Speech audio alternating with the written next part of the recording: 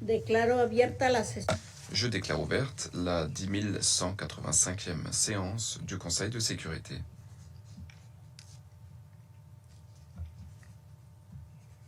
Voilà l'ordre du jour provisoire pour cette réunion. La situation en République démocratique du Congo.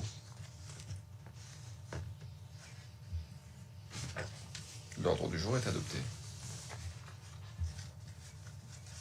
Conformément à l'article 39 du règlement intérieur provisoire du Conseil, j'invite M.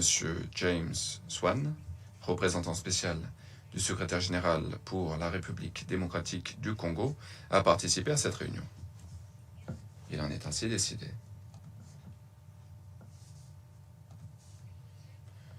Le Conseil de sécurité va maintenant entamer l'examen du point 2 à l'ordre du jour.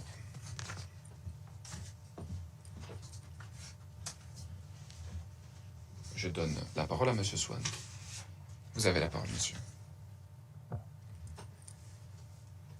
Madame la Présidente, Mesdames et Messieurs les membres du Conseil, merci de me donner la possibilité d'intervenir pour la première fois depuis que j'ai pris mes fonctions en tant que représentant spécial et chef de la MONUSCO. Cette intervention survient près d'un an après l'accord de paix qui a été signé à Washington entre la République démocratique du Congo et la République du Rwanda.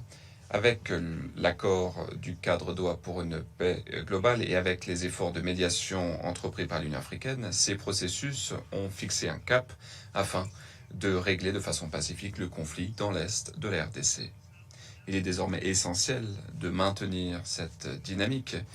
Il est essentiel que les engagements pris par les signataires soient pleinement honorés.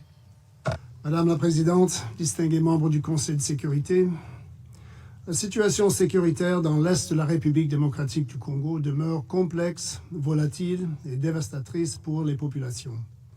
Des combats intenses se sont poursuivis entre l'Alliance Fleuve Congo, mouvement du 23 mars, soutenu par les forces de défense rwandaises, et avec les forces armées de la République démocratique du Congo, les Wazalendo, et dans certaines localités, les forces démocratiques de libération du Rwanda, FDLR. Les principales zones de conflit de ces récents affrontements ont été 1. Rubaya, au nord Kivu, un important centre minier. 2. Les environs de Rutshuru, également au nord Kivu, où des combats ont opposé l'AFCM 23 aux FDLR et à leurs alliés. Et 3. Les hauts plateaux du sud Kivu, où les FRDC et leurs alliés affrontent l'AFCM 23 et ses alliés Twiraneho, pour le contrôle de la ville stratégique de Minembwe. Les affrontements dans ces zones ont continué d'impliquer l'emploi des drones offensifs, d'artillerie et d'armements lourds, qui ont gravement intensifié les risques sur les civils ainsi que sur les infrastructures. Conformément à leurs engagements, la FCM 23 s'est partiellement retirée de certaines localités des territoires de Lubero et de Walikale, ainsi que de certaines zones du sud Kivu, notamment d'une partie de la plaine de la Rusizi, dans le territoire d'Uvira. Le groupe poursuit néanmoins la consolidation de structures administratives parallèles dans les zones sous son contrôle. Madame la Présidente, les efforts diplomatiques qui visent à mettre un terme à ce conflit, ces efforts continuent avec l'engagement continu des États-Unis et du Qatar et de l'Union africaine avec le soutien de la Suisse. Depuis la dernière intervention devant ce Conseil sur la RDC, le gouvernement et le groupe AFCM 23 ont signé un protocole d'accord avec la Conférence internationale de la région des Grands Lacs pour opérationnaliser le mécanisme de vérification conjoint élargi plus, mécanisme responsable du suivi et de la vérification des engagements relatifs au cessez-le-feu dans le cadre du processus de Doha. Depuis l'adoption de la résolution 2808, la MONUSCO a participé à des réunions du mécanisme de contrôle et de vérification du cessez-le-feu établi au titre du processus de Doha et a participé à des discussions entre le gouvernement de la RDC et le groupe AFC M23, réunions qui ont eu lieu des 13 au 17 avril à Montreux. La MONUSCO a soutenu l'opérationnalisation de ce mécanisme à Goma, notamment en fournissant des espaces de bureau, de l'équipement et un équipement de protection personnelle pour les membres de ce mécanisme et a contribué à des préparations avec la direction du mécanisme pour que la MONUSCO apporte un soutien sécuritaire et logistique pour la tenue des activités de vérification et de supervision du cessez-le-feu. J'appelle de mes voeux le déploiement rapide de ce mécanisme pour que le mécanisme s'acquitte de sa première mission. La MONUSCO est prête à soutenir ses efforts. Concernant la situation sécuritaire dans l'Est de la RDC, je souligne la menace que continuent de faire peser les forces démocratiques alliées. À Ituri, il y a eu des attaques contre les civils et les forces armées de la République démocratique du Congo et leurs alliés. L'ADF a tué 287 civils, notamment 44 femmes à Ituri. Dans le nord du Kivu, le groupe ADF, les violences commises par ce groupe ont diminué de façon temporaire au début du mois de cette année, mais tout cela a repris dans le territoire de Beni au cours de ces dernières années avec 66 civils tués, notamment 17 femmes. Et le plus lourd tribut aux conflits armés dans l'Est de la RDC. Au Nord Kivu et Ituri, depuis le 19 mars, la MONUSCO a documenté 632 décès de civils à la suite des conflits armés. L'accès humanitaire reste gravement entravé dans ces zones, en dépit des efforts renforcés de la MONUSCO visant à protéger les populations civiles et à soutenir l'acheminement de l'aide.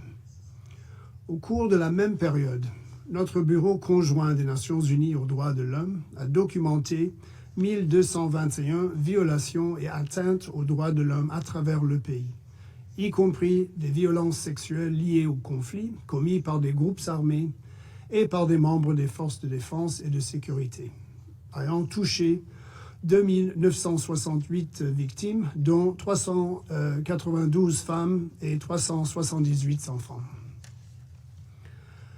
La MONUSCO demeure pleinement engagée dans la mise en œuvre de son mandat sur l'ensemble de sa zone de déploiement, malgré la crise de liquidité qui touche actuellement les opérations de maintien de la paix des Nations Unies.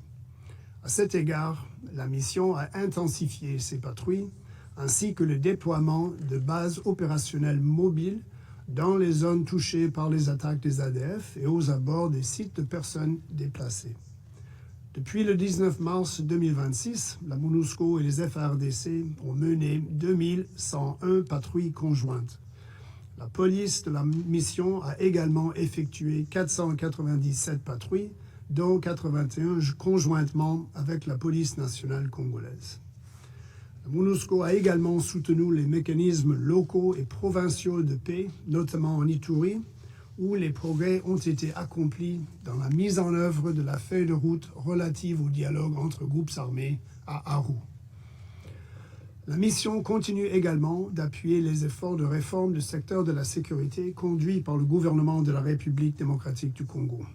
Une commission nationale de suivi de la réforme du secteur de la sécurité a été créée et la première politique nationale de sécurité est en cours de finalisation sous la conduite de la présidence. Par ailleurs, la MONUSCO a poursuivi son soutien aux efforts de désarmement, de démobilisation et de réintégration.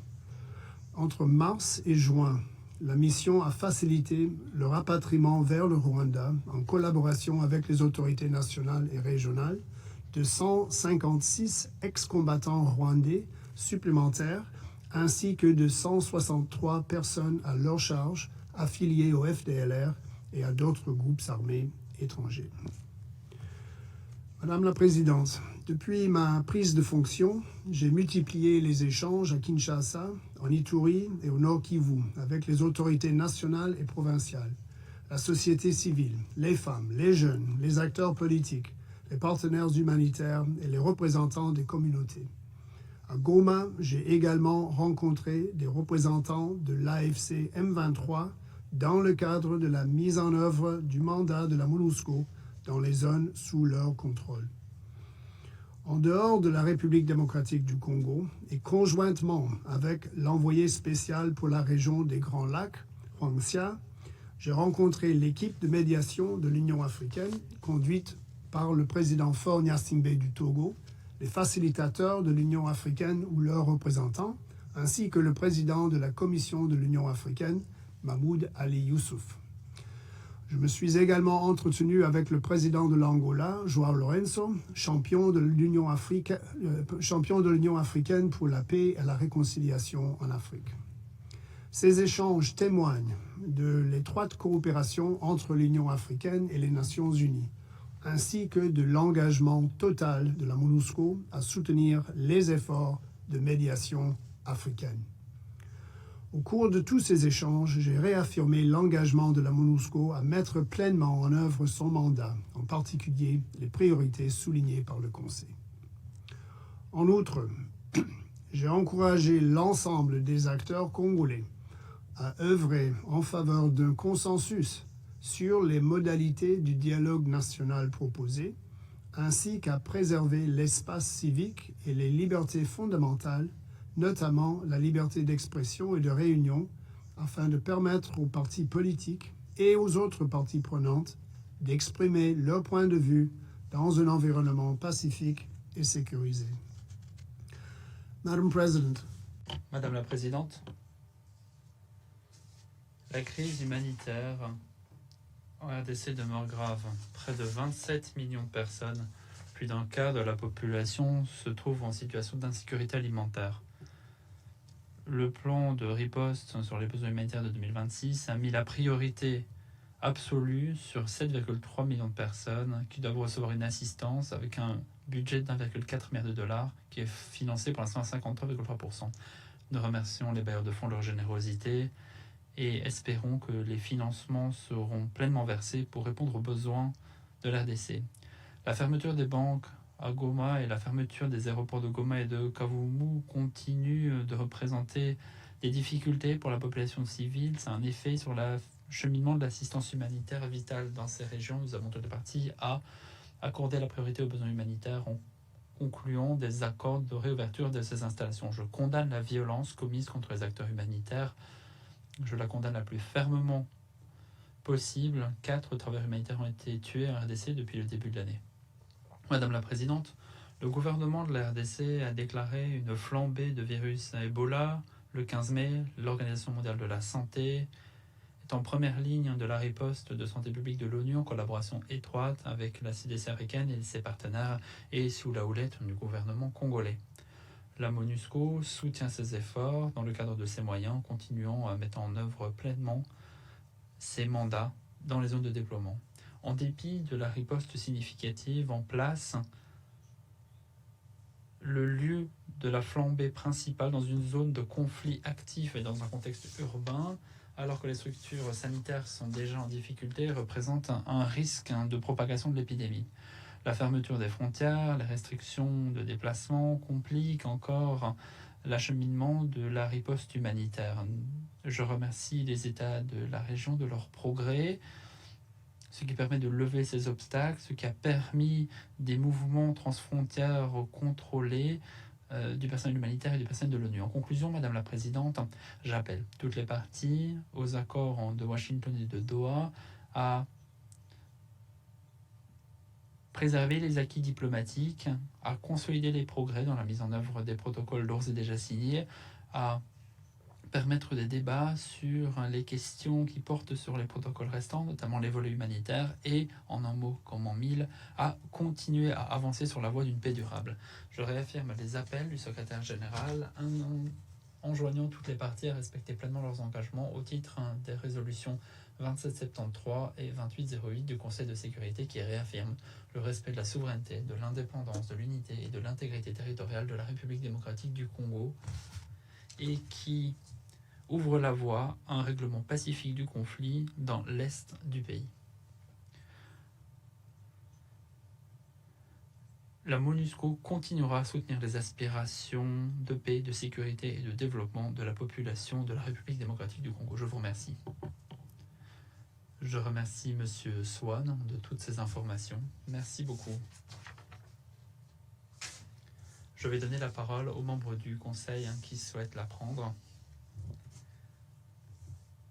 Et je donne la parole à la France. Merci Madame la Présidente. Madame la Présidente, je remercie tout d'abord le représentant spécial du secrétaire général, Monsieur James Swan, que nous remercions pour son action. Et je salue la présence parmi nous du conseiller spécial du président des États-Unis pour les affaires africaines, Monsieur le docteur Massad Boulos. Il y a un an, nous nous réunissions alors qu'un accord de paix venait d'être signé entre la République démocratique du Congo et le Rwanda grâce à la médiation américaine.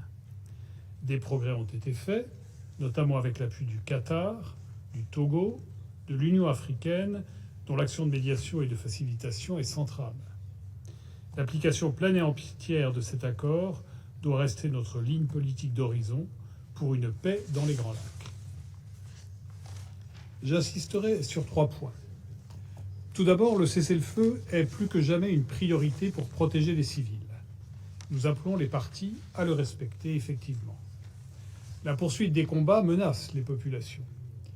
La recrudescence des attaques de drones est inquiétante. Une de nos compatriotes travaillant pour l'UNICEF en a été victime à Goma. Nous appelons à la transparence sur les responsabilités de cette attaque. Nous sommes également préoccupés par celle menée récemment par la FCM 23 contre l'aéroport de Kisangani, à 400 km des lignes de front. Un cessez-le-feu effectif est indispensable pour protéger les populations des combats et donner une chance à la paix. À Montreux, les parties se sont engagées à respecter le droit international humanitaire, notamment les accès des travailleurs humanitaires, leurs déplacements et leurs infrastructures.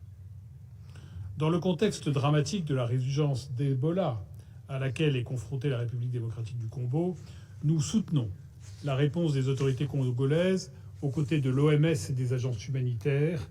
La France a débloqué une aide d'urgence. La reprise des vols humanitaires via l'aéroport de Goma est d'autant plus primordiale. Nous continuerons de nous mobiliser aux côtés des médiateurs en ce sens pour trouver une solution pragmatique ad hoc. Deuxièmement, nous devons collectivement agir pour que les parties respectent leurs obligations. Les parties doivent se conformer à la résolution 2773, adoptée à l'unanimité de ce Conseil. Et cette résolution demande la cessation immédiate des hostilités, le retrait effectif des troupes rwandaises de défense du territoire congolais, l'arrêt du soutien du Rwanda au M23 et la neutralisation effective des FDLR par la République démocratique du Congo. Le respect de la souveraineté et de l'intégrité territoriale congolaise n'est pas négociable. Et il devra faire partie d'une solution politique pérenne qui passera également par la cessation de tous les discours de haine et des avancées sur le dialogue national congolais. Il est également important que soit mis fin au pillage et aux trafics illicites des ressources naturelles congolaises par les groupes armés. Troisièmement, nous réaffirmons notre soutien à la MONUSCO pour appuyer les processus de paix. Adoptée à l'unanimité de ce Conseil, la résolution 2808 autorise la MONUSCO à soutenir la mise en œuvre d'un cessez-le-feu permanent dans le cadre du mécanisme agréé par les parties à Doha. Il est essentiel que ce mécanisme soit enfin opérationnel. La MONUSCO s'y prépare, y compris au Sud Kivu, en lien étroit avec la conférence internationale pour la région des Grands Lacs.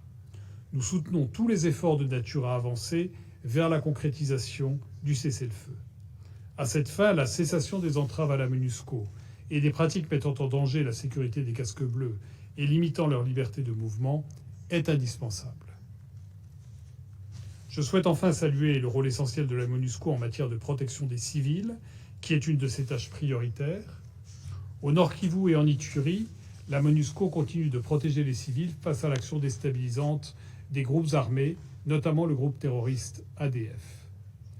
Madame la Présidente, les parties ont signé un accord de paix.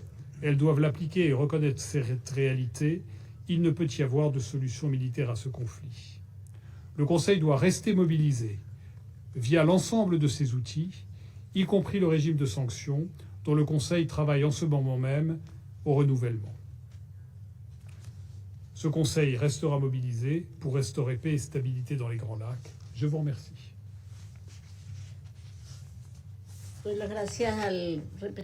Je remercie le représentant de la France de son intervention et donne la parole au représentant du Libéria. Merci Madame la Présidente. J'ai l'honneur de m'exprimer au nom du groupe A3, la République démocratique du Congo, la Somalie, et au nom de mon pays, le Libéria. Nous remercions le représentant spécial du secrétaire général et le chef de la MONUSCO, M. James Swan, de son exposé et réaffirmons notre soutien aux efforts de la mission afin de protéger les civils, de soutenir la désescalade et d'accompagner un processus de paix piloté par le pays, accompagné par la région en RDC.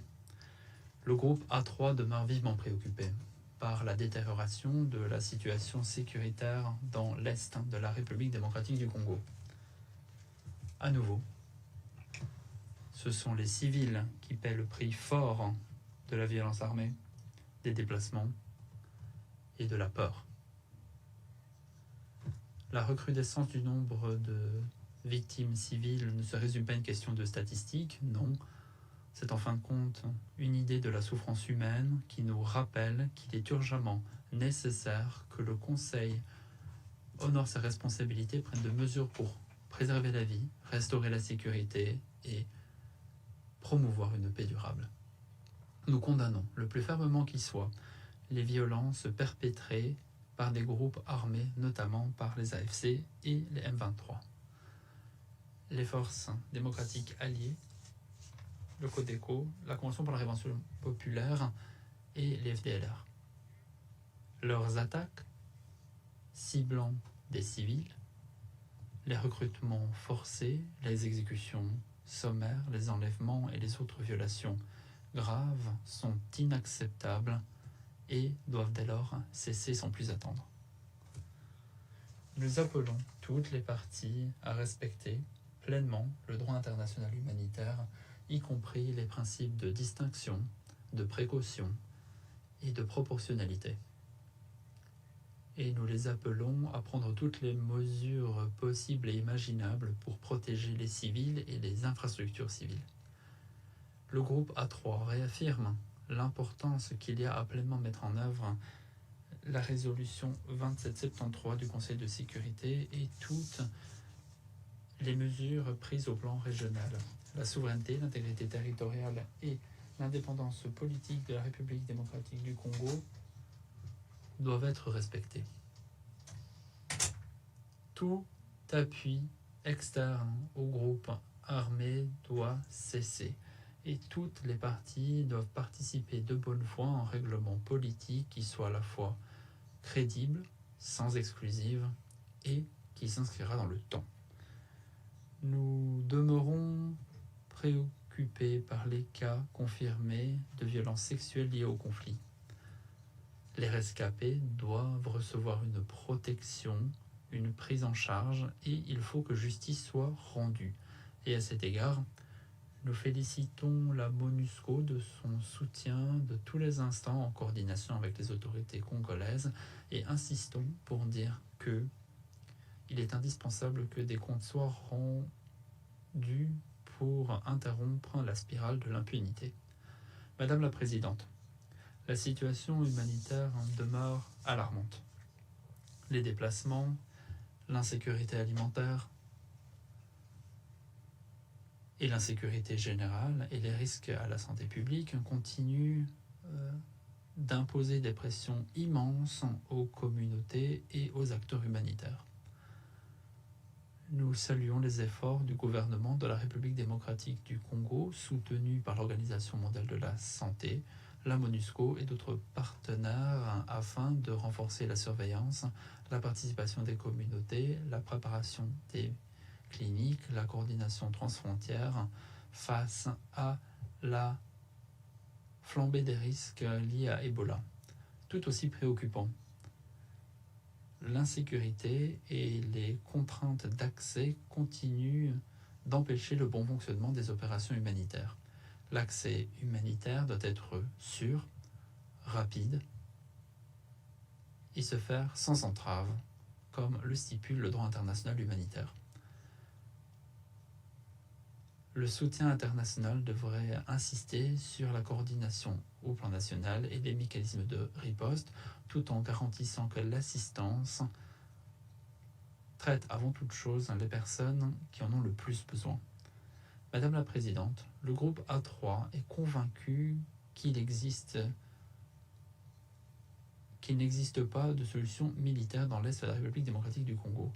La paix ne peut être garantie par la force seule. La paix doit être fondée sur le dialogue, la confiance, le respect de la souveraineté et la mise en œuvre des engagements déjà consentis. Et dès lors, nous nous félicitons de toute mesure diplomatique sous la houlette du processus de l'Union africaine, soutenu par les processus de Washington et de Doha. Et nous insistons sur le fait qu'il est nécessaire d'opter pour une tactique de prise en charge africaine avec une responsabilité. Nous nous félicitons des efforts de médiation du président du Togo et du président Olusegun Obasanjo qui font avancer le dialogue régional. Nous nous félicitons aussi des progrès au titre du processus de Doha et encourageons toutes les parties à préserver les acquis, mener des mesures de confiance, faciliter l'accès humanitaire et travailler à la conclusion d'une cessation d'hostilité permanente cohérente conformément à ce que stipulent les engagements régionaux existants. Pour ce qui est de la transition de la MONUSCO, le groupe A3 souligne que tout retrait doit être responsable, progressif, fondé sur des conditions et doit se faire dans le cadre du plan de désengagement mutuellement conclu et conformément aux priorités du gouvernement de la République démocratique du Congo. L'ONU se doit d'être suffisamment souple et d'avoir la souplesse de soutenir les civils, d'aider à la restauration de l'autorité de l'État et doit pouvoir participer au renforcement des institutions d'État tout au long de la transition. Et en guise de conclusion, Madame la Présidente, le groupe A3 remercie le représentant spécial du secrétaire général et remercie tous les casques bleus, toutes les casques bleues, tout le personnel civil se mettant au service de l'ONU dans des conditions difficiles. Nous saluons la résilience du peuple congolais et nous félicitons du leadership du gouvernement de la République démocratique du Congo et du travail des partenaires régionaux internationaux dans cette quête de paix, de stabilisation et de relance dans le pays.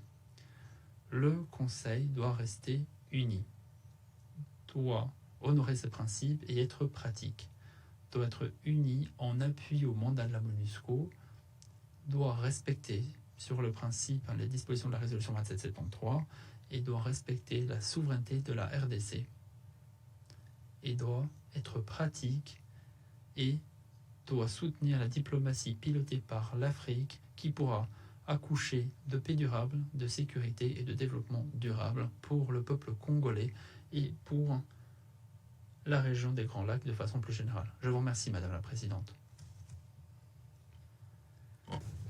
Doy la gracia al representante.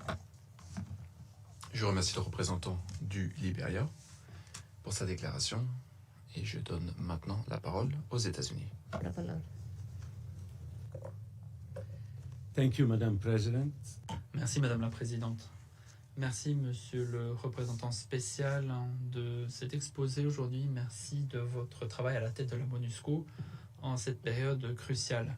La MONUSCO joue depuis très longtemps un rôle critique en RDC et nous jouissons d'une coopération très étroite à bien des égards. Ce mois-ci, nous avons commémoré le premier anniversaire de la signature de l'accord de Washington, ce qui nous permet de faire le bilan sur nos réalisations, de passer en revue les défis et les obstacles à la mise en œuvre et de faire fond sur ce travail pour parvenir à une paix durable. En dépit des progrès, les parties continuent à ne pas honorer leurs obligations. la RDC n'a pas honoré ses obligations pour la neutralisation des FDLR, en tout cas dans les zones contrôlées. Dans le même temps, le Rwanda n'a pas honoré ses engagements, le désengagement des forces de défense du Rwanda. Il continue de soutenir les M23. Et des progrès sur ces deux volets sont nécessaires depuis très longtemps. Et les excuses ne sont plus acceptables, les retards non plus. Comme nous l'avons prouvé, les États-Unis s'assureront que ceux qui minent la paix dans les RDC rendent des comptes. En mars, par exemple, nous avons sanctionné les RDF pour leur soutien, leur formation et leur combat actif aux côtés des M23. Et hier, nous avons mis sous sanction un réseau travaillant en coordination avec l'M23 afin de faire sortir illégalement des minerais de la RDC vers le Rwanda. Et notre message au parti est clair. Cesser cette quête d'une solution militaire à ce conflit, une quête trop dangereuse, et respecter le cadre convenu pour la paix. Toute inaction, toute obstruction supplémentaire de la part des partis se soldera par des mesures de riposte supplémentaire. Et agir pour la paix, c'est nécessaire dans le cadre de l'accord de Washington, mais aussi dans le cadre des pourparlers entre la RDC et les M23, pourparlers qui ont eu lieu au Qatar et en Suisse. Le Conseil de sécurité, comme nous l'avons vu avec la résolution 2773 du Conseil de sécurité, est nécessaire pour que des comptes soient rendus. S'agissant de la MONUSCO, aujourd'hui nous avons la chance de saluer le rôle critique que joue la MONUSCO dans la mise en œuvre du processus de paix, en soutenant le mécanisme de vérification plus. La MONUSCO permet la vérification du cessez-le-feu et facilite la surveillance du cessez-le-feu. Et nous soutenons pleinement ces efforts. La MONUSCO a fait tout ce qui était nécessaire pour ces missions soient aussi efficaces que possible. Nous appelons les parties à approuver la première mission de l'équipe de vérification le plus rapidement possible. La surveillance et la vérification sont nécessaires pour clarifier la situation sur le terrain et pour identifier des violations. Ensuite, la redevabilité. La MONUSCO a joué un rôle vital dans la démobilisation, dans le désarmement et dans la réintégration des FDLR et de toute une kyrielle de groupes armés opérant dans les provinces de l'Est de la RDC.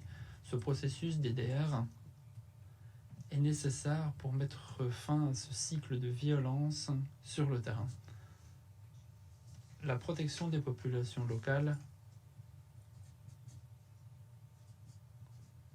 avec un armement et une mobilisation, le fait inverse. N'oublions pas que l'instabilité dans l'Est RDC ne se cantonne pas aux activités des groupes armés. L'organisation terroriste étrangère Daesh RDC continue ces vagues de violence et d'atteinte, et à vrai dire, ce groupe est le deuxième groupe affilié à Daesh le plus violent au monde. Nous saluons l'aide de la MONUSCO et des autres forces qui soutiennent l'offensive contre cette organisation terroriste. Et enfin, nous reconnaissons que la MONUSCO joue un rôle indispensable dans la lutte contre la flambée d'Ebola ce mois-ci. Depuis que la propagation de la maladie a été déclarée dans le pays, la MONUSCO a joué un rôle de coordination. Des tonnes de médicaments sont envoyés à Bunia dans les pôles régionaux et a envoyé des véhicules terrestres pour soutenir une riposte solide. Les casques bleus désinfectent des lieux de rassemblement, mènent des campagnes de sensibilisation de la population et sont à la tête de d'initiatives sanitaires dans les centres locaux. Nous les félicitons et les remercions de ce travail. Il vaut la peine de noter que la MONUSCO, dans les faits, déploie ce soutien en dépit d'obstacles levés d'obstacles dressés face à l'assistance humanitaire dans la région, avec notamment la fermeture des aéroports de Goma et Kavumu. Le soutien de la MONUSCO est apprécié. Il coordonne l'action entre les organisations humanitaires et les acteurs armés. Il protège les travailleurs et les installations sanitaires. Ils fournissent des transports par hélicoptère pour les évacuations et pour l'acheminement d'articles. La mission travaille d'arrache-pied pour s'assurer que l'accès humanitaire soit possible, tel que nous l'avons dit lors de la réunion de Montreux en avril, pour que les équipes médicales et que les articles médicaux puissent être acheminés librement dans toutes les zones. Nous encourageons la mission et le gouvernement de la RDC à continuer à travailler ensemble afin que une meilleure santé soit promue, que la sécurité soit encouragée, que la prospérité soit possible pour les populations de la RDC et pour la région de façon plus générale. Les États-Unis demeurent attachés à participer aux efforts qui ouvriront la voie à une paix durable. Je vous remercie. Merci aux représentants des États-Unis. Je donne la parole au Panama. Merci Madame la Présidente. Merci au représentant spécial du secrétaire général, Monsieur James Swan, pour sa présentation. Nous prenons note du dernier rapport sur la situation en RDC. Le Panama est gravement préoccupé de voir qu'en dépit des progrès diplomatiques dans le cadre des processus de Doha, de Washington et de l'Union africaine, la situation sur le terrain reste extrêmement précaire. La violence persiste de la part de certains groupes armés, notamment le groupe AFC M23 et les forces démocratiques alliées. Cette violence a des conséquences dévastatrices pour la population civile. Le rapport nous informe que quelques 632 civils ont été tués pendant la période de l'examen, soit une augmentation de 35% par rapport à la période antérieure. Dans ce contexte, nous réitérons l'importance de mettre en œuvre la résolution 2773 de 2025. Il faut consolider le cessez-le-feu, il faut respecter les engagements qui ont été pris par les différentes parties, il faut respecter la souveraineté, l'indépendance, l'unité, l'intégrité territoriale du pays.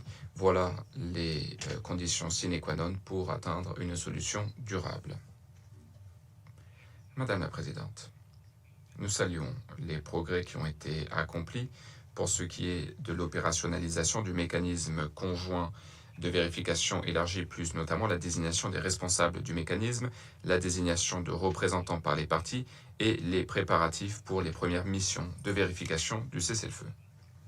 Tout cela constitue une mesure importante pour mettre en œuvre les engagements politiques qui ont été pris dans le cadre des processus de paix en cours et dans le cadre des mécanismes opérationnels sur le terrain. Le principal défi, ce n'est plus d'atteindre de nouveaux engagements, mais de veiller à ce que les engagements déjà pris soient honorés. Par ailleurs, nous sommes préoccupés par les violations des droits humains et du droit international humanitaire qui continuent, avec notamment des enlèvements, le recrutement d'enfants, les exécutions sommaires, la violence sexuelle liée au conflit. La protection des civils doit être la priorité de tous les efforts nationaux, régionaux et internationaux. La situation humanitaire reste gravement préoccupante. Il y a 5,8 millions de personnes déplacées à l'intérieur du pays. Il y a l'insécurité alimentaire dont souffrent plus de 26 millions de personnes. Et il y a également l'épidémie d'Ebola qui se propage. Cela montre l'ampleur des défis auxquels la population de la RDC fait face. Nous saluons les efforts déployés par le gouvernement de la RDC avec le soutien de l'OMS et d'autres partenaires internationaux pour endiguer la propagation de l'épidémie, pour faire une veille épidémiologique et pour protéger les communautés touchées. Nous saluons le fait que la MONUSCO ait renforcé les mesures de prévention, de biosécurité et d'hygiène pour préserver son personnel. Nous réitérons notre plein soutien pour les efforts humanitaires et nous lançons un appel à la communauté internationale afin qu'elle mobilise les ressources requises et qu'elle garantisse un accès sûr pour les travailleurs humanitaires. Nous soutenons pleinement la mission et le personnel de la mission. Le travail de la mission est indispensable pour la protection des civils, pour soutenir les mécanismes de supervision du cessez-le-feu et pour les efforts de stabilisation. Enfin, nous sommes d'accord pour dire que dans le cadre de toute transition de la mission, le processus doit se faire progressivement en tenant compte des conditions sécuritaires sur le terrain.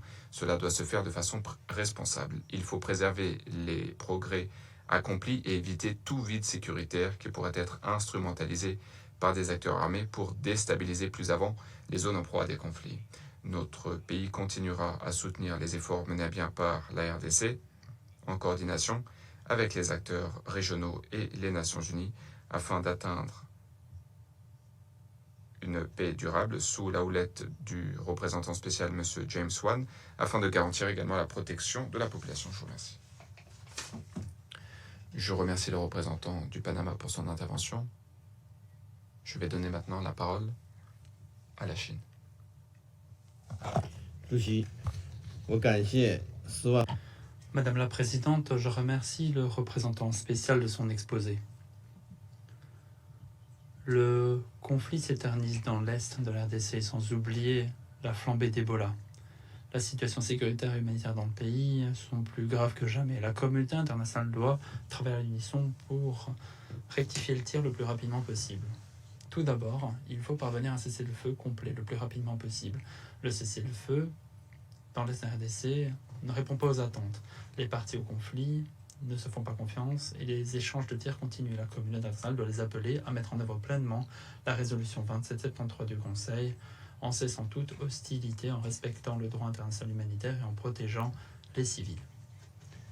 Les médiateurs extérieurs devraient redoubler d'efforts en permettant une pleine mise en œuvre des accords de paix en la matière. Tous les États devraient respecter les embargos sur les armes et honorer leurs engagements en matière de cessation des hostilités. Dans le même temps, la souveraineté, l'indépendance et l'intégrité territoriale de la RDC doivent être pleinement respectées.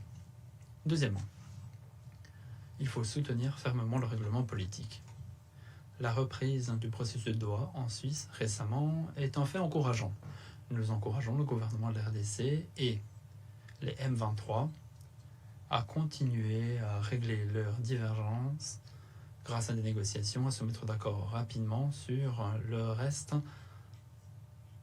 des accords. Les questions régionales ne peuvent pas être réglées sans l'appui des pays de la région. La communauté internationale devrait soutenir le rôle central de l'UA dans le processus de paix de l'Est de la RDC. Il devrait soutenir davantage de coordination et de synergie entre l'ONU, l'UA et les organisations sous-régionales pour créer un processus ouvert, bénéfique et un cadre économique et une architecture sécuritaire qui profite à tous. Ensuite, il faut atténuer par tous les moyens la crise humanitaire. Cette crise a créé une crise humanitaire dans les RDC aggravée par la flambée récente de maladies Ebola. La Chine soutient les efforts de la RDC, de l'ONU, de l'OMS, de la CDC Afrique et d'autres pour étouffer la flambée et appelle la communauté internationale et les bailleurs de fonds habituels à combler le déficit financier. Il faut mettre la priorité sur la santé, la vie des individus. Il faut travailler à l'unisson pour permettre un accès humanitaire sans entrave, tout en préservant la sûreté du personnel médical et des travailleurs humanitaires, tout en cherchant à éliminer la flambée le plus rapidement possible. Quatrièmement, les causes profondes du conflit doivent être prises à bras-le-corps, rapidement et complètement. Les ressources naturelles abondantes de la RDC auraient dû être la base d'un développement national, mais elles sont pillées par des groupes armés, font l'objet d'un trafic et sont la source du conflit. La Chine soutient un pays de la région lorsqu'il est question d'établir une coopération minière transparente inclusive pour interrompre cette spirale du commerce illicite. Le Conseil devrait soutenir les organisations régionales et les mécanismes régionaux pour renforcer la transparence et la traçabilité dans les exportations de ces ressources. Les grandes puissances n'appartenant pas à la région devraient s'abstenir de traiter les ressources naturelles comme étant une monnaie de change dans le règlement des problèmes de la région. Il faut une coopération ouverte, sans jeu à somme nulle, pour que la population puisse tirer profit du développement et de l'utilisation des ressources naturelles.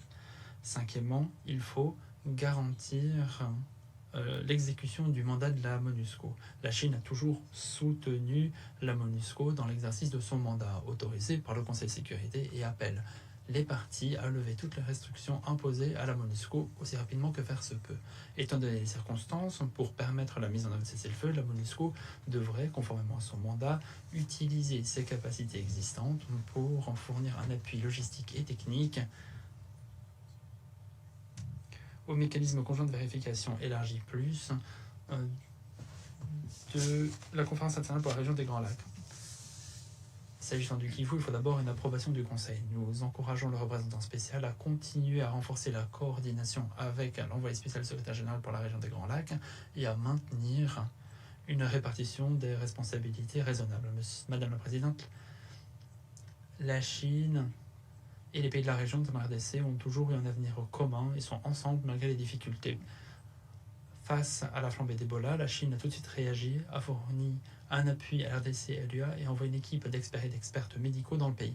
Récemment, la Chine a à nouveau fourni une assistance humanitaire d'urgence à l'Ouganda, à la RDC, à l'UA et à d'autres acteurs. Nous suivons de très près l'évolution de la situation et de l'épidémie, et dans le cadre de nos capacités, nous essaierons d'aider les pays de la région à vaincre cette maladie le plus rapidement possible. Nous encourageons les pays de la région à faire de son mieux pour que la région connaisse enfin la paix, le développement et la prospérité. Je vous remercie. Gracias. Je remercie le représentant de la Chine pour son intervention. Je donne maintenant la parole au Pakistan. Merci beaucoup, madame. Je remercie l'envoyé spécial James Wan pour son intervention. Je le remercie. Nous soutenons le travail que vous menez bien avec votre équipe. Le Pakistan partage vos préoccupations concernant la détérioration de la situation sécuritaire dans l'est du pays et l'environnement humanitaire difficile. Les hostilités persistent, tout comme l'expansion territoriale et la consolidation du contrôle par le groupe AFC M23. Il y a par ailleurs l'utilisation accrue des drones, la détérioration de la situation humanitaire. Cela souligne qu'il est urgent de mettre en œuvre les engagements politiques pour améliorer la sécurité et la stabilité. Nous saluons l'engagement diplomatique sous la houlette de l'UA, du cadre de Doha et du processus de Washington. Nous saluons les efforts de l'Union africaine, du Qatar, des États-Unis, de l'Angola et de l'envoyé spécial du secrétaire général pour la région des Grands Lacs et le soutien apporté par la Suisse. Des progrès importants ont été accomplis pour promouvoir le dialogue et pour créer le cadre nécessaire pour un cessez-le-feu. Il faut mettre l'accent sur la mise en œuvre et sur la cessation des hostilités à long terme.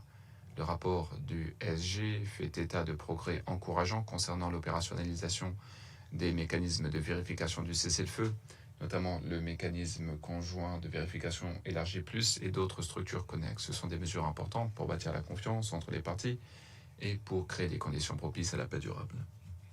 La pleine mise en œuvre de la résolution 2773, la mise en œuvre des engagements qui ont été pris, tout cela est essentiel. Le Pakistan espère que les mesures adoptées concernant les sanctions soutiendront la mise en œuvre de la résolution 2773 et 2808 pour contribuer à la stabilité dans l'est de la RDC. Nous soutenons une approche progressive, pragmatique pour ce qui est du rôle futur de la MONUSCO pour soutenir le cessez-le-feu.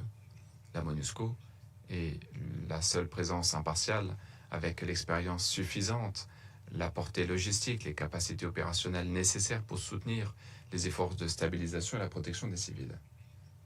Lorsque les conditions le permettront, la mission peut jouer un rôle important pour soutenir le suivi et la vérification, notamment dans le sud du Kivu.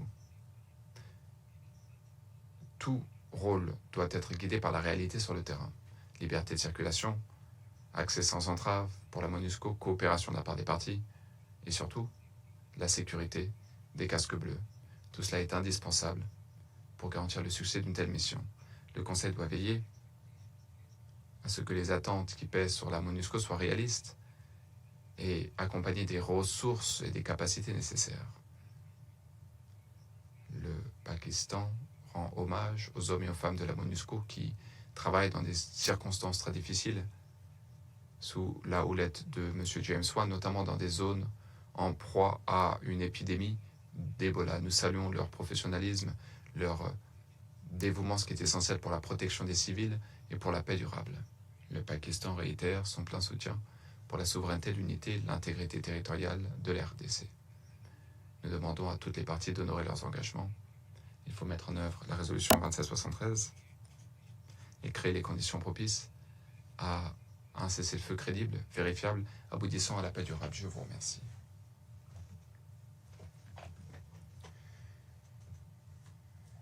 Merci pour votre déclaration. Je donne maintenant la parole au Danemark. Merci. Merci à M. Swan pour son intervention. Je lui souhaite la bienvenue au sein du Conseil. Comme nous l'avons entendu, le conflit dans l'Est de la RDC exige toute notre attention. C'est particulièrement vrai étant donné qu'il y a depuis quelque temps une épidémie d'Ebola. Cette épidémie met à rude épreuve un système humanitaire déjà en manque de ressources. Tout cela a été exacerbé par le conflit armé qui continue, les déplacements de masse et la persistance des violations des droits humains. Comme cela a été recommandé cette semaine à Londres, à l'occasion de la 6e réunion du comité mixte de supervision, nous appelons de nos vœux la cessation des hostilités. Il faut notamment s'abstenir de toute utilisation d'armes lourdes, de drones dans les zones peuplées. Il faut s'abstenir de tout effort, il faut s'abstenir de toute action pouvant miner les efforts de paix menés à bien par les États-Unis, le Qatar et l'Union africaine. Conformément aux résolutions du Conseil de sécurité 2773 et 2808, nous demandons le retrait des forces de défense rwandaises de la RDC. Le Rwanda doit immédiatement cesser tout soutien apporté au M23 et le gouvernement de la RDC doit s'abstenir de tout soutien aux groupes armés, notamment les FDLR. Par ailleurs, toutes les parties doivent veiller à opérationnaliser le mécanisme de vérification conjoint élargi plus, et il faut finaliser les protocoles de Doha. Nous saluons le soutien que la Suisse apporte au processus de Doha. Nous saluons le travail que mène à bien la MONUSCO pour soutenir le processus de paix, notamment pour la mise en œuvre du cessez-le-feu et d'un cessez-le-feu permanent conformément à son mandat. Madame la Présidente, afin que ces efforts portent leurs fruits, il est essentiel que la MONUSCO jouisse d'une pleine liberté de mouvement pour le personnel, l'équipement, les moyens de la mission. Nous demandons la restauration immédiate du plein accès aux aéroports de Goma et de Kavumu. Il faut permettre les évacuations médicales, un approvisionnement en carburant sans entrave, et il faut que cesse le leurrage et le brouillage des GPS. Il faut garantir un accès sans entrave et sûr pour les casques bleus et les acteurs humanitaires. C'est essentiel pour la sécurité des casques bleus et c'est fondamental pour la protection des civils. Madame la Présidente, le mépris pour le droit international, notamment le droit international humanitaire et le droit international des droits humains, est consternant. Il y a des rapports qui font état d'exécutions sommaires, d'enlèvements, de recrutements forcés, de détentions arbitraires et de violences sexuelles liées au conflit. Des actions commises par les groupes armés et les acteurs étatiques. Cela est inacceptable et cela doit cesser immédiatement. Toutes les parties doivent respecter pleinement leurs obligations au titre du DIH et du droit international des droits humains. Il faut garantir la protection des civils, particulièrement les femmes et les enfants. La reddition des comptes, notamment en cas de violences sexuelles liées au conflit et en cas de graves violations à l'encontre des enfants, la reddition des comptes doit être au cœur des efforts nationaux et internationaux pour résoudre la crise. En guise de conclusion, les parties font face à un choix clair, soit une escalade qui continue avec la souffrance et l'instabilité, ou bien un véritable engagement en faveur de la paix. Le Conseil de sécurité s'est déjà exprimé clairement grâce aux résolutions. Les médiateurs ont tracé la voie. Il faut désormais s'engager sur cette voie. Le Danemark n'aura de cesse de soutenir la MONUSCO, le processus de paix en cours et les efforts de la population de la RDC pour bâtir un avenir pacifique, stable et prospère. Je vous remercie. Je remercie la déléguée du Danemark et je donne maintenant la parole à la Lettonie. Vous avez la parole. Merci madame. Merci à l'envoyé spécial au représentant spécial Swan. Merci au personnel militaire et civil de la MONUSCO pour leur travail dans des circonstances très difficiles. Madame la Présidente, je souhaiterais faire 3 commentaires. Tout d'abord, nous sommes gravement préoccupés par la situation humanitaire et sécuritaire dans l'Est de la RDC. Nous condamnons fermement la violence et les violations des droits humains perpétrées par des groupes armés à Ituri, dans le nord Kivu et dans le sud Kivu. Il y a de nombreuses atrocités commises, mais nous souhaiterions particulièrement dire que nous sommes préoccupés par les attaques menées à bien par le groupe ADF, un groupe qui menace les civils, comme cela a été dit pendant l'intervention de M. Swan. L'épidémie d'Ebola ne fait qu'exacerber la situation. Il est difficile d'enrayer une épidémie, c'est encore plus difficile en cas d'insécurité. Il y a la méfiance alimentée par la mésinformation et la désinformation. Il y a également des acteurs humanitaires qui peinent à se déplacer, qui font face à un accès restreint et qui souffrent d'intimidation et de violence. Nous demandons à toutes les parties de respecter le droit international humanitaire et de garantir un accès humanitaire rapide, sûr et sans entrave. Nous félicitons la MONUSCO pour son soutien, l'équipe pays de l'ONU et les autres acteurs humanitaires qui contribuent à la réponse face à l'épidémie d'Ebola. Nous avons besoin d'engagement à l'échelle des communautés, d'engagement politique national, de coopération internationale et de soutien international pour enrayer la propagation de l'épidémie. Idem pour ce qui est du cycle de violence et d'impunité. C'est mon deuxième commentaire. Nous soutenons tous les efforts qui ont pour but une paix durable dans l'Est de la RDC. Nous saluons les efforts de médiation des États-Unis, du Qatar et de l'Union africaine. Nous saluons le soutien apporté par la Suisse. Nous demandons à toutes les parties de respecter les résolutions du Conseil de sécurité 2773 et 2808. Les parties doivent mettre en œuvre leurs obligations et engagements de bonne foi. Demain, cela fera 1 an que l'accord de paix de Washington a été signé entre la RDC et le Rwanda. C'est une réalisation importante. Et pourtant, la situation sur le terrain a changé, certes, mais elle ne s'est pas améliorée de façon significative. Nous demandons, une fois encore, à toutes les parties d'honorer les engagements pour que la situation progresse sur le terrain. Nous demandons au Rwanda de cesser de soutenir le M23 et de retirer ses troupes de la RDC. Et nous demandons également à ce que les FDLR soient neutralisés. Il faut cesser tout soutien pour ce groupe armé et pour les autres groupes armés. Tout retard, tout engagement non honoré, toute escalade aura un coût. Des vies humaines, des personnes traumatisées ou déplacées. Il y a par ailleurs l'utilisation accrue de technologies telles que des armes sophistiquées. Cela augmente les risques liés à la protection des civils. Et nous soulignons une fois encore l'importance de respecter le droit international humanitaire. Il est essentiel de veiller à ce que tous les engagements soient mis en œuvre pour changer sensiblement la donne sur le terrain. Toutes les parties doivent rester pleinement engagées dans le processus de paix afin de mettre en œuvre un cessez-le-feu permanent vérifiable. Ce qui m'amène à mon 3e et dernier commentaire. Nous saluons le soutien que la MONUSCO apporte à l'opérationnalisation du mécanisme conjoint de vérification élargi plus. Il nous tarde d'assister à la première mission de vérification. Nous demandons à toutes les parties de veiller à ce que les conditions soient réunies pour que la MONUSCO puisse jouer un rôle important. Il faut également que la mission soit dotée des ressources nécessaires pour mettre en œuvre les tâches prioritaires, notamment dans le contexte actuel difficile. Il faut garantir un engagement continu et un soutien pour la mise en œuvre du cessez-le-feu. Madame la Présidente, en guise de conclusion, je réitère l'engagement de mon pays en faveur de la souveraineté, de l'unité, de l'intégrité territoriale de la République démocratique du Congo et en faveur de la paix et de la prospérité dans la région des Grands Lacs. Je vous remercie. Je remercie le représentant de la Lettonie. Je donne la parole au Royaume-Uni. Merci, madame. Merci au représentant spécial, M. James Wan. 3 commentaires. Tout d'abord, le Royaume-Uni est préoccupé par l'impact de l'épidémie d'Ebola dans l'est de la RDC, une épidémie qui exacerbe une situation humanitaire déjà très difficile. Nous saluons la MONUSCO pour la réponse rapide apportée. Nous saluons également le gouvernement de la RDC pour les mesures qui ont été prises. Il est essentiel de venir en aide aux zones touchées. Nous nous sommes engagés à hauteur de 26 millions de dollars pour soutenir la réponse face à l'épidémie.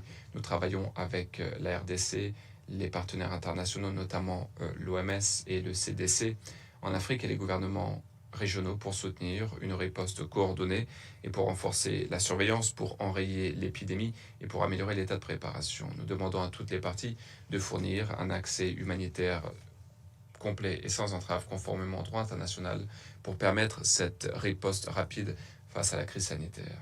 Deuxièmement, le Royaume-Uni salue les engagements pris par la RDC et par le Rwanda dans le cadre de la réunion du comité qui a eu lieu à Londres le 24 juin dernier. Il est essentiel que les mesures agréées soient mises en œuvre pour désamorcer les tensions sans tarder, conformément à la résolution du Conseil de sécurité 2773.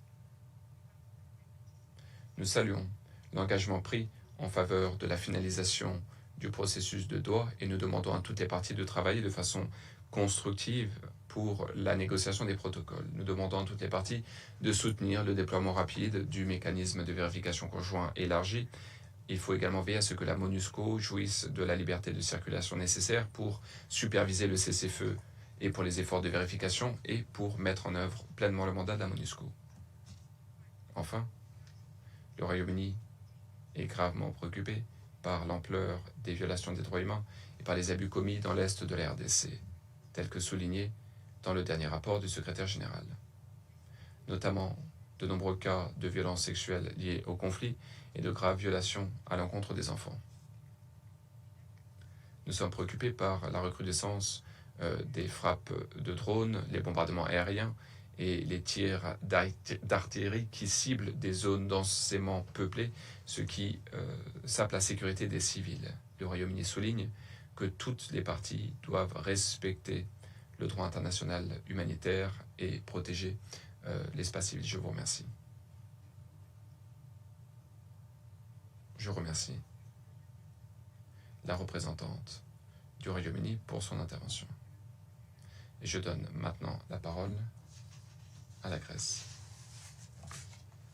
Merci Madame la Présidente. Je souhaiterais féliciter le représentant spécial, James Wan, à la suite de sa prise de fonction à la tête de la MONUSCO, et je le remercie pour sa présentation très intéressante. Madame la Présidente, tout d'abord, je souhaiterais dire qu'en dépit des efforts régionaux et internationaux collectifs récents, en dépit des progrès accomplis, la situation en République démocratique du Congo reste très difficile.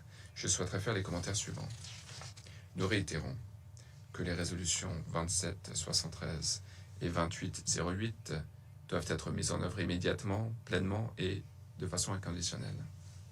Le groupe AFC M23, ces groupes doivent cesser les hostilités et doivent se retirer de Goma, de Bukavu et de toutes les autres zones que le groupe contrôle. Toutes les administrations parallèles illégitimes doivent être démantelées et il faut rétablir l'autorité de l'État à travers le pays.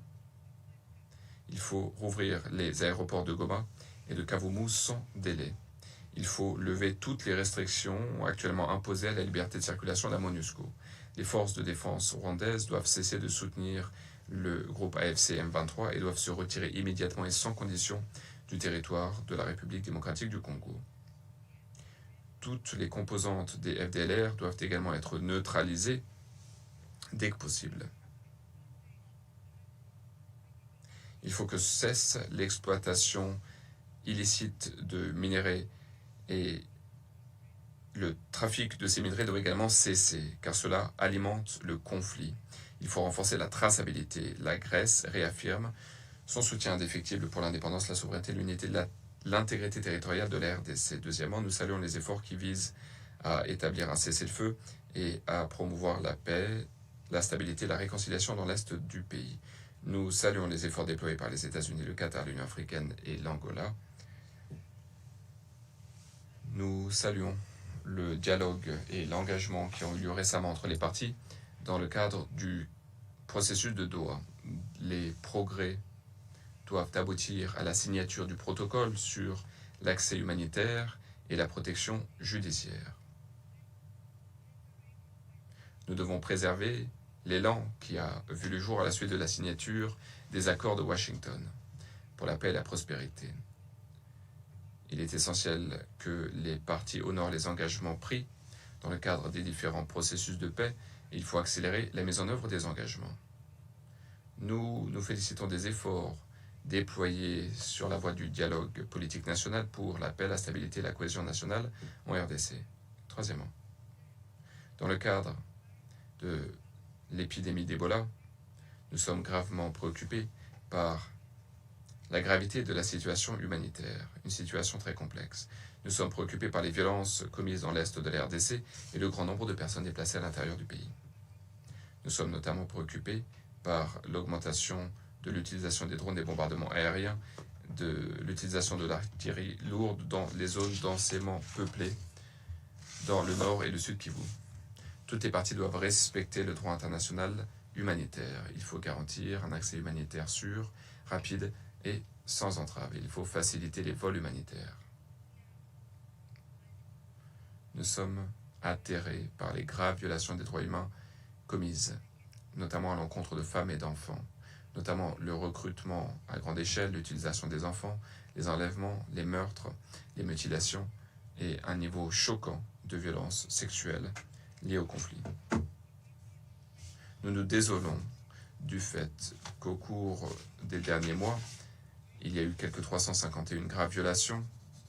Ces violations ont été documentées. Elles concernent notamment 258 enfants, 71 filles et 187 garçons. Il y a 231 cas dans le Nord Kivu et 120 à Ituri. Tous les auteurs de ces crimes doivent rendre compte de leurs actes. Enfin, la résolution 2773 et la résolution 2808, ces résolutions réaffirment le plein soutien du Conseil pour la MONUSCO, dont le rôle est essentiel pour la protection des civils, pour répondre urgemment aux besoins humanitaires, pour soutenir les processus de paix de Doha et de Washington et pour soutenir les efforts de médiation menés à bien par l'Union africaine. Nous réitérons notre plein engagement pour la sécurité et la sûreté du personnel de la MONUSCO. Nous saluons la MONUSCO pour les efforts déployés pour soutenir un cessez-le-feu permanent et notamment l'opérationnalisation du mécanisme conjoint de vérification élargi plus avec la conférence internationale sur la région des Grands Lacs. Nous soutenons une approche progressive selon les conditions pour ce qui est d'adapter le rôle de la MONUSCO pour soutenir le mécanisme de supervision et de vérification du cessez-le-feu dans le Nord Kivu et dans le Sud Kivu. Et il faut pour cela mobiliser les ressources nécessaires. Madame la Présidente, mon pays est prêt à soutenir tous les efforts menés à bien par le Conseil pour contribuer à la paix durable, à la stabilité et au développement dans la RDC et dans la région. Je vous remercie.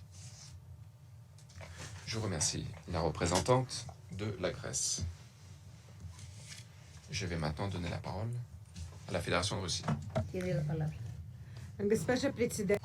Madame la Présidente, nous remercions le représentant spécial du secrétaire général, James Swan, de son exposé. Nous notons malheureusement que les combats dans l'est de la RDC continuent. En dépit des nombreux accords sur le papier, les partis continuent à privilégier les méthodes militaires.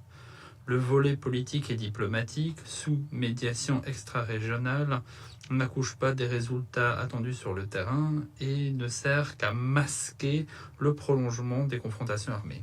Les données de l'ONU sur le nombre de pertes civiles qui meurent au quotidien dans le nord et le sud Kivu sont la confirmation tragique de l'évidence, le cessez-le-feu ne fonctionne pas.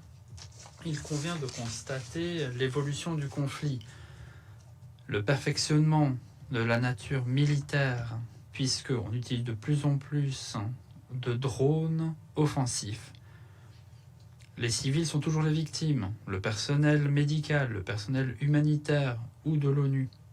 Le 11 mars, après une frappe de drone à Goma, une employée de l'UNICEF est morte. Nous sommes préoccupés par les témoignages disant que les instructeurs et pilotes des drones sont parfois des mercenaires étrangers, notamment qui ont été formés sur le territoire ukrainien. Autre menace, les groupes terroristes internationaux, les forces démocratiques alliées dont les dirigeants utilise l'escalade dans l'est de la RDC et renforce les activités extrémistes. Pour éliminer les FDA, il faut des mesures coordonnées au niveau régional. C'est indispensable. Nous sommes prêts à travailler avec nos collègues du Conseil de sécurité pour renforcer les efforts de lutte contre les groupes armés illégaux et pour réduire le potentiel grâce aux organes de l'ONU. Pour relever les défis liés aux extrémistes et pour stabiliser la situation dans les provinces de l'Est, il faut mettre en œuvre les exigences consacrées par la résolution 2773 du Conseil sur l'arrêt des combats et sur les cessations de l'appui aux groupes armés illégaux de la part des parties au conflit. Dans cette résolution, il y a toutes les bases des vérités fondamentales, des mesures dont la mise en œuvre permettra la fin du bain de sang et des souffrances de la population civile. Les éléments principaux des accords conclus entre les parties à Washington et à Doha, en fin de compte, répètent les grandes dispositions figurant dans la résolution 2773. Tant que cette décision du Conseil sera ignorée, les populations civiles innocentes de l'Est de la RDC continueront à perdre la vie. Pour avancer, il faudrait activer les forces régionales sous l'égide des médiations de l'Union africaine. La diplomatie africaine doit y participer. C'est indispensable pour rendre possible les conditions que le secrétaire général, dans ses recommandations, qualifie d'indispensable au lancement d'un processus de surveillance et de vérification conclu à Doha pour le cessez-le-feu dans le cadre de la conférence internationale pour la région des Grands Lacs. La MONUSCO est appelée à y jouer un rôle indispensable. Cela étant dit, les paramètres de la participation des casques bleus, tout cela est limité par les dispositions issues du mandat de la résolution 2808. De toute évidence, à la lumière des combats qui continuent, il est impensable de parler d'un élargissement du mandat. Toute modification importante dans la participation de la mission à la surveillance du régime de cessez-le-feu doit prendre en considération la situation réelle sur le terrain. Ça concerne notamment le déploiement potentiel de casques bleus dans le Sud Kivu, et nous le répétons, pour cela il faudra une décision indispensable du Conseil de sécurité. Les tentatives d'interpréter de façon arbitraire la résolution 2808, notamment s'agissant du processus d'adoption du budget de la mission, ne mènera à absolument rien de bon. Nous pensons que la priorité est de préserver une coopération constructive avec le Conseil de sécurité sur le dossier congolais. La Russie est un membre permanent du Conseil de sécurité. Nous continuerons à contribuer au règlement des différends entre les États de la région des Grands Lacs par la voie du dialogue. Je vous remercie.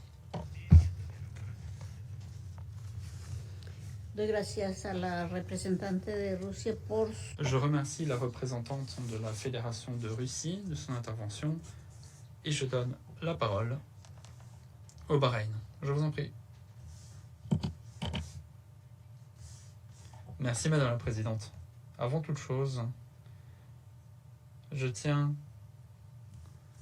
à féliciter Monsieur Swan, qui est désormais représentant spécial du secrétaire général et chef de la MONUSCO.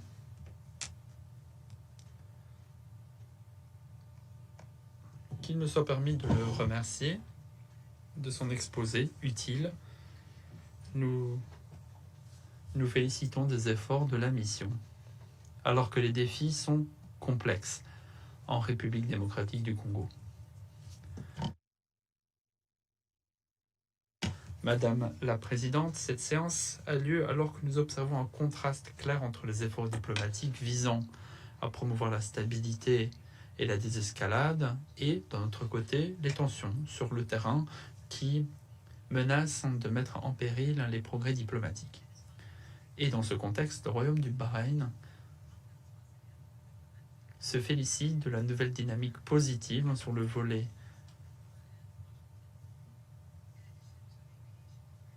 cessez-le-feu, notamment dans le cadre des processus de Washington. Le Royaume du Bahreïn se félicite des résultats de la 6e réunion du comité de consultation conjoint qui eut lieu le 24 juin à Londres.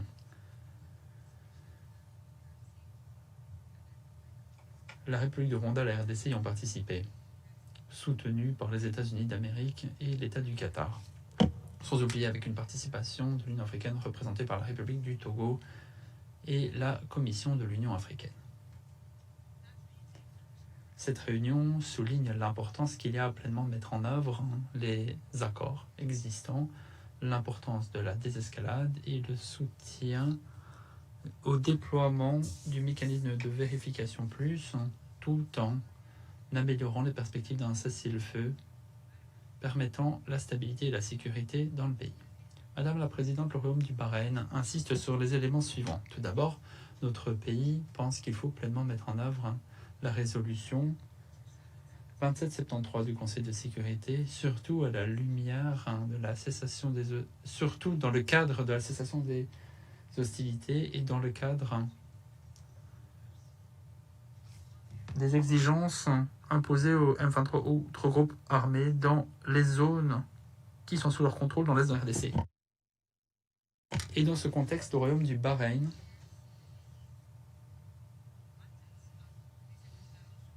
est tout à fait d'accord avec le rapport du secrétaire général qui indique que les activités des groupes armés, que les violences ciblent les civils. Nous exprimons nos vives préoccupations quant à la menace croissante que représentent les forces démocratiques alliées affiliées à Daesh, et nous déplorons les attaques terroristes qui mettent en péril la sûreté et la sécurité dans l'est de la RDC. Le Royaume du Bahreïn condamne fermement le terrorisme et l'extrémisme violent dans toutes leurs formes et manifestations. Nous insistons sur l'importance qu'il y a à renforcer la coopération régionale internationale pour lutter contre le terrorisme et pour tarir ses sources de financement, empêchant partant sa propagation. Ensuite, nous affichons nos préoccupations quant à la propagation du virus Ebola dans l'est de la RDC. L'OMS a annoncé que la situation était une urgence de santé publique d'importance mondiale. Et à cet égard, nous pensons qu'il faut renforcer l'appui international fourni aux organisations partenaires humanitaires et aux autorités locales pour garantir que l'épidémie ne se propage pas. Il faut renforcer les communautés locales pour qu'elles puissent gérer les conséquences humanitaires et sanitaires de la crise. Troisièmement, le Royaume du Bahreïn réaffirme que la mission de stabilisation des Nations Unies en RDC demeure un pilier incontournable de la stabilité en RDC, surtout en matière de protection des civils et dans l'appui au processus de paix. Nous pensons qu'il faut éradiquer les causes profondes du conflit. Comment? En renforçant l'autorité de l'État et en soutenant des programmes de désarmement, de démobilisation et de réintégration, des outils indispensables pour empêcher la recrudescence de la violence et pour que les combattants soient réintégrés dans leur communauté et pour renforcer les fondements d'une paix durable. En conclusion, Madame la Présidente, le Royaume du Bahreïn réaffirme son appui aux efforts visant à consolider la sécurité et la stabilité en RDC, car nous sommes convaincus du fait que le dialogue et la coopération entre les parties concernées demeurent les principes fondamentaux qui permettront de faire émerger une paix durable qui bénéficie au peuple de la région. Je vous remercie.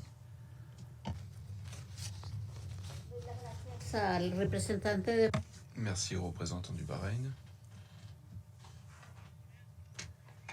Je vais maintenant faire une déclaration en ma qualité de représentante de la Colombie. Je remercie M. James Swan pour sa présentation et pour son travail en tant que représentant spécial du secrétaire général et chef de la MONUSCO. La Colombie est préoccupée par la détérioration de la situation sécuritaire dans l'est de la RDC.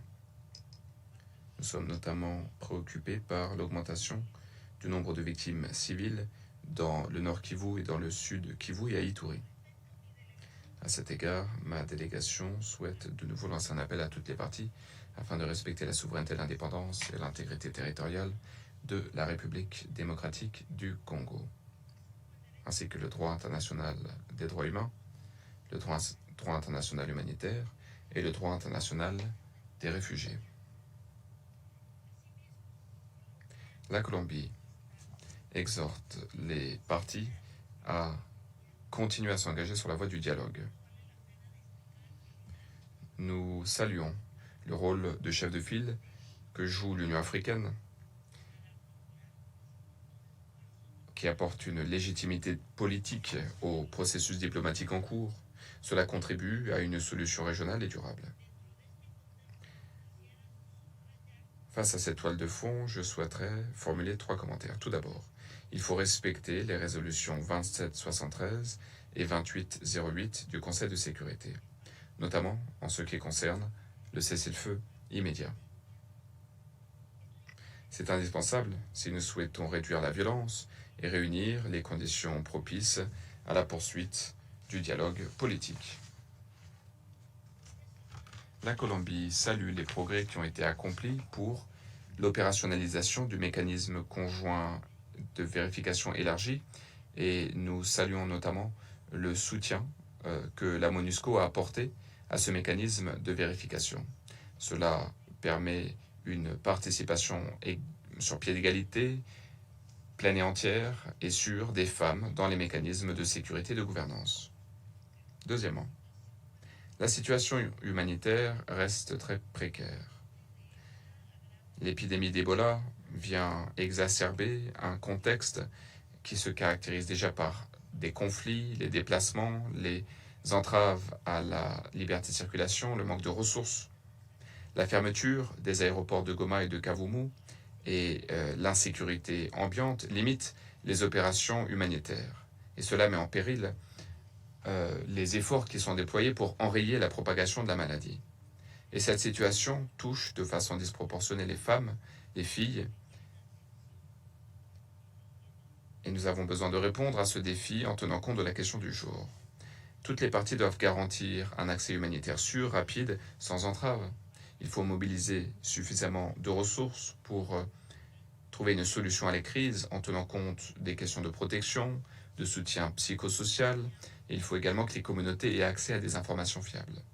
Troisièmement, mon pays salue les efforts continus que déploie la MONUSCO pour s'acquitter de son mandat et pour mettre en œuvre le cessez-le-feu. La MONUSCO contribue également à la protection des civils et à la réponse humanitaire. Néanmoins, nous sommes préoccupés de voir que les risques associés à l'épidémie d'Ebola viennent exacerber les difficultés auxquelles la MONUSCO fait déjà face, notamment les restrictions imposées à sa liberté de circulation dans les zones qui sont contrôlées par le groupe AFC M23. Il y a également le fait que la MONUSCO a dû prendre des mesures en raison de la crise des liquidités, et il y a les défis logistiques et le défi de la désinformation. Enfin, la Colombie réitère que rien, pas même MONUSCO, ne peut remplacer la volonté politique de la part des partis, ainsi que leur responsabilité pour ce qui est du respect des droits humains et du respect du droit international humanitaire. Il est essentiel de respecter les engagements, de respecter la diplomatie. Sinon, il ne sera pas possible de maintenir le cessez-le-feu et il ne sera pas possible pour la paix d'être rétablie. Je vous remercie. Je reprends maintenant mes fonctions en tant que présidente du Conseil de sécurité. Et je vais donner la parole au représentant de la République démocratique du Congo. Vous avez la parole, monsieur. Tiene usted la palabra. Madame la Présidente, nous réitérons notre plein soutien à la déclaration faite par le représentant du Libéria au nom des A3, dont nous sommes membres à part entière. Mais nous souhaiterions, à la lumière des constatations du rapport du secrétaire général et de la déclaration de tout à l'heure faite par le représentant spécial du secrétaire général, patron de la MONUSCO, ajouter quelques éléments de commentaire ci-après. D'abord, la mise en œuvre effective des décisions du Conseil de sécurité. À ce propos, le rapport du secrétaire général est sans ambiguïté. Les offensives du mouvement AFCM 23 se poursuivent avec le soutien de la force de défense rwandaise. Ces faits établis au plus haut niveau des Nations Unies confirment une grave violation de la souveraineté et de l'intégrité territoriale de mon pays. Sur le terrain, cette coalition M23-RDF continue d'occuper des localités congolaises, d'y établir des administrations parallèles et de brandir la menace de nouvelles conquêtes militaires. Les conséquences pour la population civile sont dramatiques. Des centaines de civils sont tués au quotidien, dont des femmes et des enfants. Des millions de personnes ont été déplacées et des violations graves et massives des droits humains continuent d'être documentées, le M23 étant identifié comme le principal auteur de ces abus. Dans ce contexte, ma délégation appelle à la mise en œuvre intégrale et sans condition de la résolution 2773-2025 notamment, en ce qu'elle exige le retrait sans condition de la force de défense rwandaise du territoire congolais et la cessation immédiate des hostilités par le M23. Deuxièmement, le rôle central de la MONUSCO, qui a été savamment développé tout à l'heure par le représentant du Libéria. À cet égard, ma délégation insiste sur la nécessité de garantir la pleine liberté de mouvement de la MONUSCO, la levée de toutes les restrictions dans les zones sous contrôle du M23 et la mise à disposition de ressources adéquates pour lui permettre d'exercer pleinement son mandat. Sa transition doit dépendre de la réalité sécuritaire sur terrain, pas d'un calendrier abstrait. Troisièmement, le respect des engagements pris dans le cadre des processus de Washington et de Doha. Dans ce contexte, le respect des engagements auxquels les parties ont souscrit en toute liberté au titre de ces deux processus ne saurait être optionnel, plus particulièrement en ce qui concerne le rétablissement de la paix dans les provinces du Nord et du Sud Kivu, occupées depuis plus de 18 mois par les forces de défense rwandaises et leurs supplétifs de l'AFCM 23, sur fond de massacres des populations civiles et pillage des ressources naturelles. Ces actes ne constituent pas de simples incidents, mais de violations graves du droit international, qualifiables de génocide et une atteinte directe à l'autorité du Conseil de sécurité. Pour sa part, la République démocratique du Congo réaffirme son engagement constant, sincère et de bonne foi dans les processus politiques en cours. Nous restons pleinement engagés dans les processus de Washington et de Doha, ainsi que dans l'ensemble des initiatives régionales et internationales visant à parvenir à une paix durable. Nous réitérons notre adhésion pleine et entière à la médiation conduite par l'Union africaine, qui demeure essentielle dans la recherche d'une solution politique. À cet égard, nous saluons le rôle de médiateur de l'Union africaine. Nous félicitons le médiateur togolais pour ses efforts soutenus, ainsi que l'ensemble des facilitateurs et partenaires engagés, notamment l'Union africaine, les États-Unis, le Qatar et les organisations régionales. Nous appelons à redoubler d'efforts, à renforcer la coordination entre les différentes initiatives et à maintenir une pression constante sur les partis qui persistent à violer leurs engagements.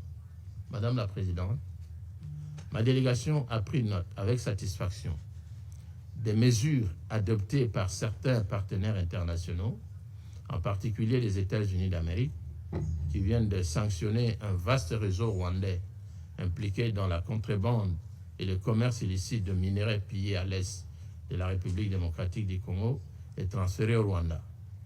Ces mesures qui ciblent une raffinerie d'or rwandaise ainsi que d'autres entités impliquées et qui soutiennent l'AFCM 23 dans la déstabilisation de la région méritent d'être soutenues et renforcées pour décourager la récidive et mettre fin à l'impunité.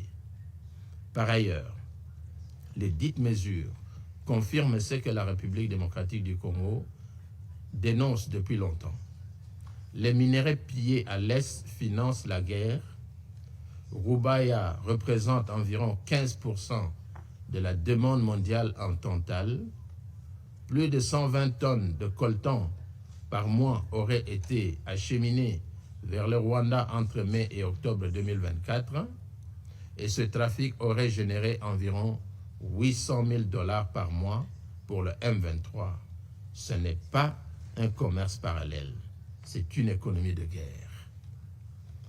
Mais cette question dépasse le seul cas de la République démocratique du Congo. Elle révèle un vide normatif au Conseil de sécurité.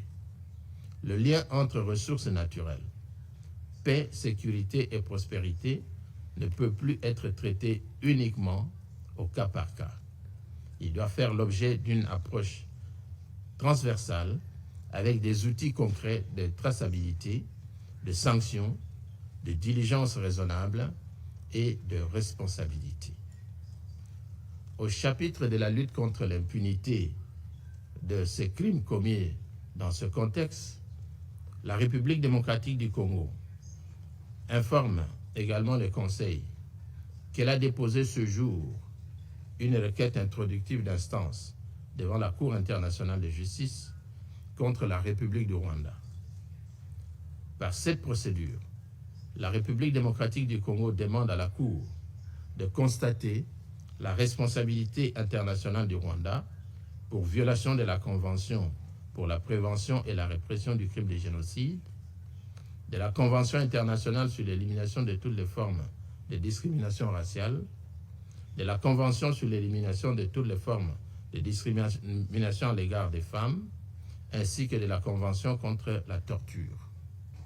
La République démocratique du Congo demande aussi la cessation des faits internationalement illicites, des garanties de non-répétition et une réparation intégrale à la République démocratique du Congo ainsi qu'aux victimes.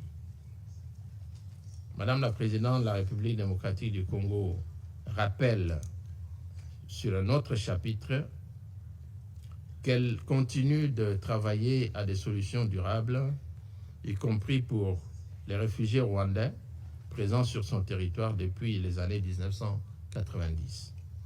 La réunion tripartite RDC-Rwanda-HCR du 22 juin 2026 à Londres a rappelé que la République démocratique du Congo accueille encore 196 289 réfugiés et demandeurs d'asile rwandais, dont 75 421 enregistrés biométriquement, tandis que 84 456 réfugiés et demandeurs d'asile congolais sont accueillis au Rwanda.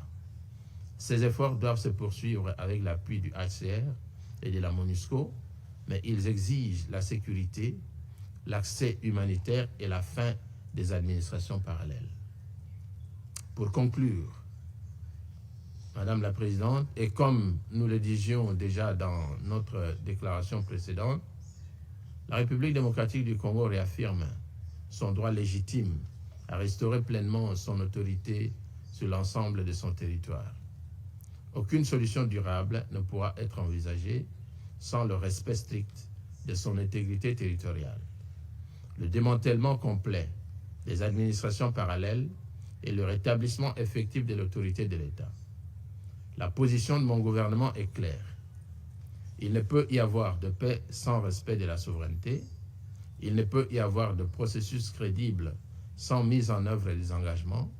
Et il ne peut y avoir de stabilité sans responsabilité. La République démocratique du Congo ne manque ni la volonté ni l'engagement.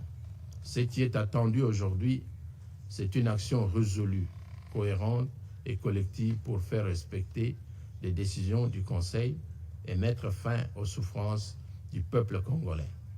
Le moment n'est plus aux déclarations d'intention. Il est à l'action. Enfin, je voudrais remercier le représentant du secrétaire général, M. Swan, pour sa présentation de tout à l'heure et l'encourager et le rassurer de notre soutien. Je vous remercie. Je remercie le représentant de la RDC pour sa déclaration.